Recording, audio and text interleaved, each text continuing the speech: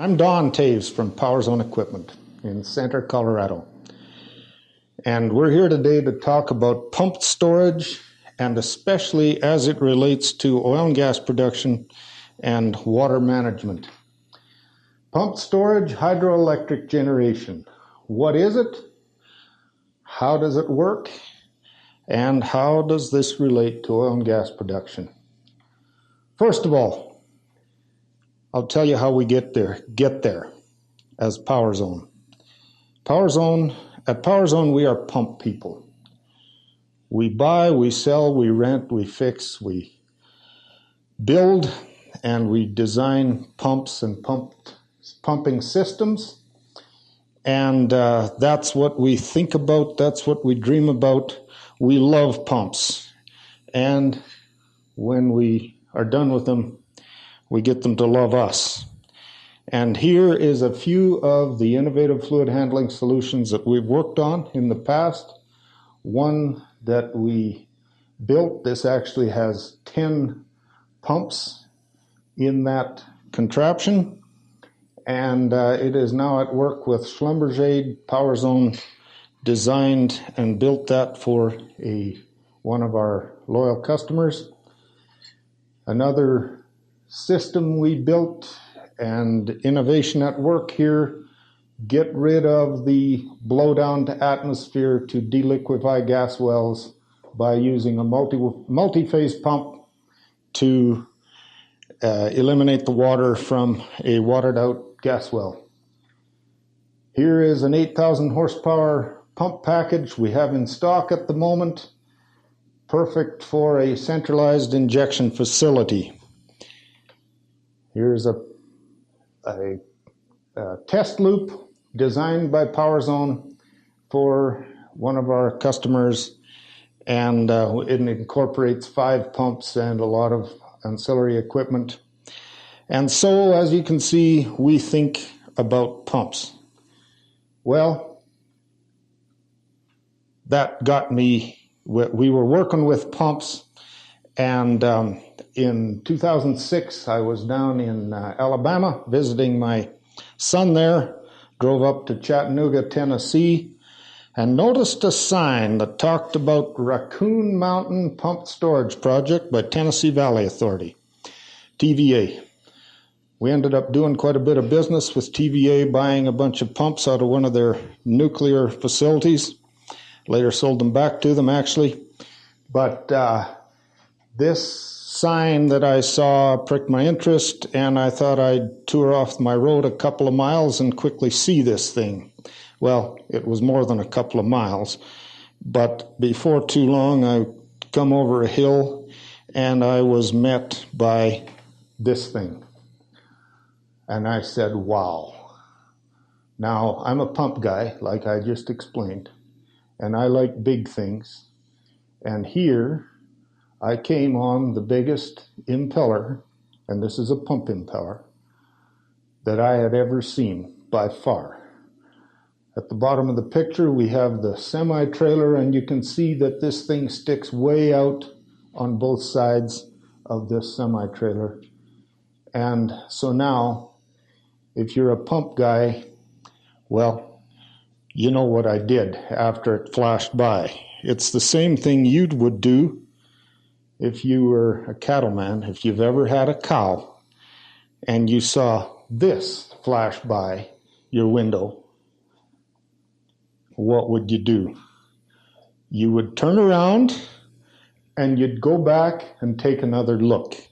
And incidentally, this is not a Photoshop job. This was a real critter. His name was Lurch. He died in Arkansas in 2010. And a bull rider's dream, perhaps, at least if you don't want to get gored by sharp ones. So I did. I turned around and I followed that truck, and there's another shot of it right there. Gives a little better idea of the scale of this impeller. I figured, now I'm onto something here. I got to see it. I turned around again and kept it going, and pretty soon I came on this thing. And those of you in the audience that know anything about valves will recognize this as a ball valve. Indeed, one that you could drive 2 semi-trailers through side by side. And with the Tennessee River there in the background, at this point, I wasn't about to turn around and give up my quest. I kept going. But it did take me about 20 miles around the side of the mountain. Finally come up to the visitor center. Here's another one of those impellers sitting there at the visitor center. And here's the sign that we just saw. And this is a pump turbine runner. In a pump, we call it an impeller. In a turbine, we call it a runner. A Francis type turbine, and it's reversible. This thing was built in January 79, removed from the Unit 1 in 2000, and replaced by a bigger impeller to amp up the capacity of this pumped storage facility. So my interest was piqued in pumped storage. What exactly is this? Here's a picture of an aerial view of the Raccoon Mountain facility, Chattanooga, Tennessee. Chattanooga off in the background here. On the top of this fairly flat top mountain, they built a dam that we can see on the upper right-hand side here to make a lake 1,000 feet above the Tennessee River down below, which is the lower reservoir. And down at the bottom center of the picture, we can see the outlet and inflow area where they pump the water from and to. So, pumped storage, what is it? Let's go into this. Here is a schematic of that very facility, the Raccoon Mountain Pumped Storage Plant. Up here on the upper right, we have the upper reservoir, the intake, the penstock, they call it, down to the turbine chamber and out the discharge into the Tennessee River. And the power line going off on the upper side of the diagram that both brings power to this and takes it away. The whole idea being to store energy at night when it's cheap, or typically at night. The toasters are off, the air conditioners are slowed down, the whole grid needs less power at this point. So we pump water from the lower reservoir up to the upper reservoir in anticipation of the next day when we need that power. The air conditioners come on, the ovens are baking, the industrial plants are pulling power, and the pump has now become a turbine. The motor has now become a generator, and we are generating high-value energy in the middle of the day when it is scarce and expensive.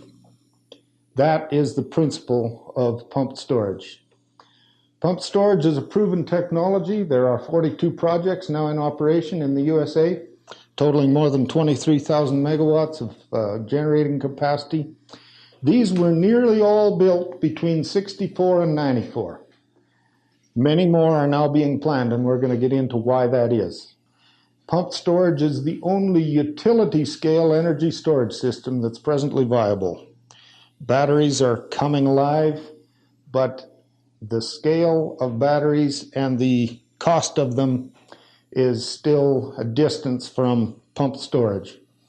Pumped storage have a round-trip efficiency from 70 to 85%, and in some cases even higher. And the beauty of it, a pumped storage facility is very responsive to demand changes, and we'll figure out why that is important. Here's a storage system comparison. Pumped storage hydro, good systems up to 2,500 megawatts and on down to 50 and 40 megawatts. And we're going to talk here about why we believe that even lower than that, smaller plants than that, are totally viable in certain cases. CAES is compressed air, is a technology that's coming on board, and crowded over here on the left-hand side are the other battery systems, and there's a flywheel kinetic energy system that's being tried in places. None of those achieve the utility scale that pumped storage does, and all of them are expensive inherently. This is a diagram of pumped storage. Comprises 96% of our nation's pumped energy storage capacity right now, with the other 1 gigawatt or 4% split up among these: compressed air, batteries, flywheel systems, and thermal storage, usually associated with solar plants, centralized solar plants. Here is a map of the existing pumped storage systems in the USA, with tiny little Flatiron in Colorado, our native state, 9 megawatts, up to the biggest one in the country, Bath County, 2,100 megawatts in Virginia. Raccoon Mountain, you see that here, the one we talked about before, and many others. The newest one, and we'll look at that a little later, here by San Diego. This is a diagram of the pumped storage capacity built around the world and when it was done. Europe being the top line as a total, Europe's total capacity is the highest in the world, although that's spread out among many countries. Japan is the second highest. China has surpassed the USA in recent years. The USA is the purple line, having led the world in the 60s. But the last plants, the last large-scale capacity that was built in about 1994, and it's flatlined since then, and that is about to change for the reasons we'll outline here in a bit. Here's another diagram showing the pumped storage capacity throughout the world. This one is a little bit dated differently, with Japan at the start, United States, China, and then a bunch of the European nations. India's coming right up. Europe, for the same reasons that they were built in the USA in the 50s, 60s, and 70s, built their capacity. Dropped off in the 90s, and for the reasons we're talking about, are predicting a huge increase, and they're building them left, right, and center in Europe right now for the same reasons we'll be talking about here today. This is the newest unit in the USA, the newest operating unit, San Diego, California, 40 megawatts, fairly small, is part of an overall water management system. Here is new in 2017, a preliminary permit application only in Pennsylvania, and planning for 250 megawatts. It's called the Rattle and Run Pump Storage Facility. Why store energy? Okay, there's two reasons. The historical reason was to compensate for slow changes in output from coal and nuclear plants. Coal plants and nuclear plants like to operate at or near capacity, and they're not built to adjust quickly to demand changes. Even at their lowest capacity, perhaps around 40%, and it takes hours to get there and hours to build back up to capacity. So, in the 60s to the 80s, when the coal and nuclear plants were being built, the pumped storage facilities that we have in place today were built to handle the fluctuations in the grid demand that the coal and nuclear plants were slow to respond to. But there's a new reason today, and that is because of the emphasis on renewable energy, and this is taking place all over the world. Renewable energy is inherently not as predictable. We're dealing with wind that doesn't always blow, and we're dealing with solar, and the sun does not always shine. So that brings us to a Department of Energy, U.S. Department of Energy emphasis that is being placed right now on energy storage, and particularly pumped storage. Here is 1 day of electrical usage. The grid demands this line. Drops way down here on the lower left at 3 to 5 a.m. in the morning. The demand drops way down and then skyrockets just after noon when the air conditioners come on and the industrial demand is high. The pumped storage takes energy out. That is illustrated here by the green area, which that takes energy out of the system that is still being produced and then replaces that energy designated by the blue area during the day, so that what the generation facilities actually see for fluctuation is the blue line, where the fluctuation is much less than the red dotted line. The net electricity generation is negative. We don't get as much electrical generation back out as what we put in. However, the values are so vastly different that these plants make money. Where does our energy come from? And this is central to our discussion today. Coal has been the leading energy source for many years, and that has now dropped down to just below natural gas. The orange line is natural gas. Nuclear has flatlined and is likely to actually go down over the next few years depending on the political situation. Then we have hydro, which overall capacity hasn't changed, but its percentage of the deliverable power in the nation has dropped to 6%. The lower line, the gray line, is mostly liquid fuel, is only 1%, and that leaves us with this green line, which is non-hydro renewables, basically wind and solar. And we see that illustrated better here in this slide, where wind is growing every year, solar is growing, geothermal too, which doesn't really concern us because it has its own capacity to change and it's predictable. So this wind and solar component is what we are focusing on here as the reason why we need pumped storage in this country. Electricity pricing is based on demand and supply, as all markets are basically. And the prices vary widely at the wholesale level. When you pay your electric bill, it's based on maybe one price for any time of the day, or perhaps off-peak and on-peak. You're paying for it a lower price off-peak and a higher price on-peak, but the actual price fluctuations are much higher than what you see on your bill at the wholesale level.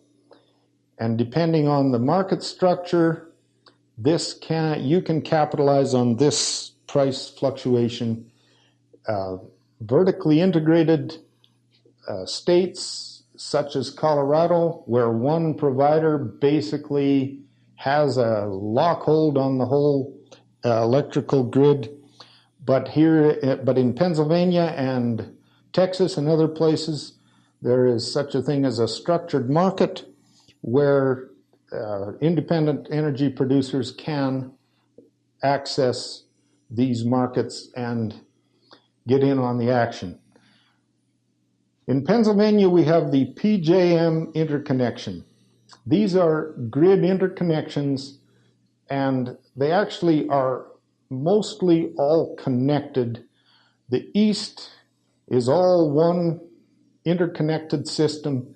The west is another interconnected system, and trust the Texans to go it alone. They have basically their own system, which is short for the short version of Electrical Reliability Council of Texas is ERCOT, and they need pumped storage there as well. Back in Pennsylvania, this is a weekly graph showing energy demand on the grid. The lowest being early Saturday morning, about 70 gigawatts needed Thursday afternoon, we hit the very high peak of 155 gigawatts, but every one of these peaks and valleys is a day and a night. Now, that's the difference in demand. Here is the prices. Same graph, but this is the prices that are paid at the wholesale level for electricity in these situations.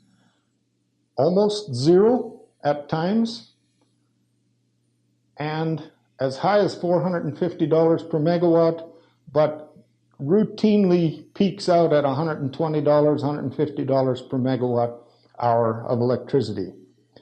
It is the difference from the low points here to the high points that a pumped storage facility is designed to exploit. At present, this is a diagram showing the present pumped storage capacity throughout the nation. None in Texas, a fair bit in Pennsylvania, the PJM interconnection, and other places. The blue ones are federal, the others are non-federal, sometimes private, sometimes state or municipal governments. But that is the present situation. Here is what we're predicting for 2050. Even Texas, and incidentally, if there's anyone here from Texas, Texas is not all flat. There is some pretty nice sites down there, ideal for pump storage facilities, and they will get them. PJM will be the biggest producer of pumped storage hydroelectric by 2050, according to the person who made this prediction. That is what the future looks like for pumped storage. So, what does all this mean to an oil and gas operator? What we're proposing here is that it may be possible to make a cost center into a profit center. Your facilities designed to handle produced water may, in fact, present an opportunity to make some money with pumped storage. With on-site peak shaving, using your own facilities to reduce the amount of power needed at your peak, or a behind-the-meter arrangement with another power user a few miles distant. And there are other revenue streams besides just selling power. There is payments to be had from power reliability entities for the value of just being there. And of course, all of us are looking for high marks for green, and this indeed can be one of the payoffs of a pumped storage facility. So let me tell you a story. With my interest in pumped storage, which I hadn't really done much on other than study it, earlier in last year, in 2016, we were approached by a company called Literal Power Systems, who was preparing a grant application for the U.S. Department of Energy to develop some new technology in the pumped storage realm. That got me thinking again about this, about different things. And sometime shortly after that, we were building a pump package for an oil and gas company in Colorado. This is a picture of it. We were retrofitting this package and getting it ready for their use on their produced water facility. So I went up there and visited them, and when there, I came on an opportunity that looked significant to me. Down in that, follow the red arrow, down in that canyon is a water handling facility that holds 16 million gallons of water. In the lower right-hand corner, and we're looking at this is a computer-generated view of this is the lower reservoir down here, and the upper reservoir that was at the lower right-hand corner of the former slide is up here. At the top is this with two 250,000 barrel tanks. That's roughly 20 million gallons. And that is 2,300 feet above the lower reservoir, which is on the lower right-hand corner. The map in the middle shows the approximate routing of a pipeline that connects the two. The limitation for this particular facility is that it needs a larger pipeline to really exploit the volume that they have to work with.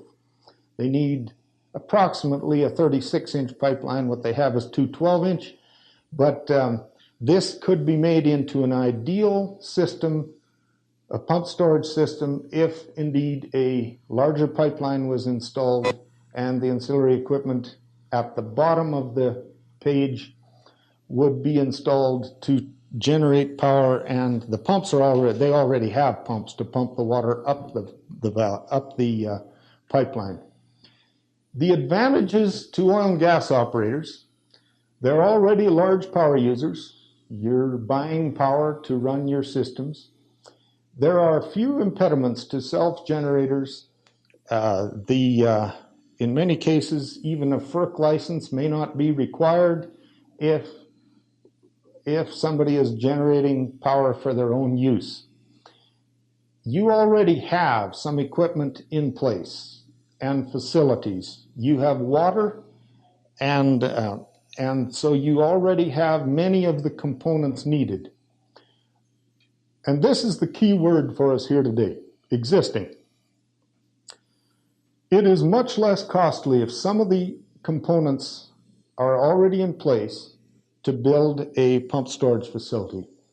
A typical new installation where they're building everything new is $2,500 and even on up to $4,000 per kilowatt. There's a new one being proposed. It's $1 billion for 400 megawatts at a place called Gordon Butte in western Montana. We believe that it is possible to build these for $500 to $1,500, where a lot of the infrastructure is already in place. What we need is a pump and turbine, and in many cases you already have the pumps, and in some cases those can indeed be actually the turbines. We need a motor generator, a motor which is also a generator if it's done right, electrical controls and switchgear. We need an elevation difference, upper and lower reservoir. We need a pipeline, and we need water, either produced water or fresh water. So, do you have an existing water handling facility? Do you have an upper reservoir? Do you have a lower reservoir? And the lower reservoir, incidentally, needn't be a tank or a lake. It could be an abandoned mine shaft or a cavern. We're going to look at one of them here in a bit. Do you have a pipeline? And then the pump, turbine, motor generator may need to be added. Do you have water? A closed loop system just uses the same water over and over. An open loop system is connected to the river system. Either way works. Here's some sites we are studying. We already looked at one that we're studying in western Colorado. This is a coal mine. In the right-hand picture here, we see in the upper part of the picture a large reservoir built up on a side slope. This is a coal mine where part of it is abandoned, and underneath are many miles of underground tunnels, and they are full of water. They could represent the lower reservoir. They're about 1,000 feet down underneath the upper reservoir. All we would need is a straight mine shaft down and the generator and pump system placed in that shaft. Here is a picture of a completed system, what it could look like once it's all built. Pump storage potential. This is our little graphic here showing how if you have an elevation difference between two reservoirs, even as low as 100 feet. 200 feet is better. Really nice to have 800 or 1600 feet and reservoir capacity from 200,000 barrels. And of course, the bigger the reservoir, the more power we can produce. You can do 1 megawatt with this. You can do 10 megawatts here and anything in between there, and so on. The more water and the more height you have, the more we can produce. And this is based on generating power with the water capacity that you have over a 4-hour period.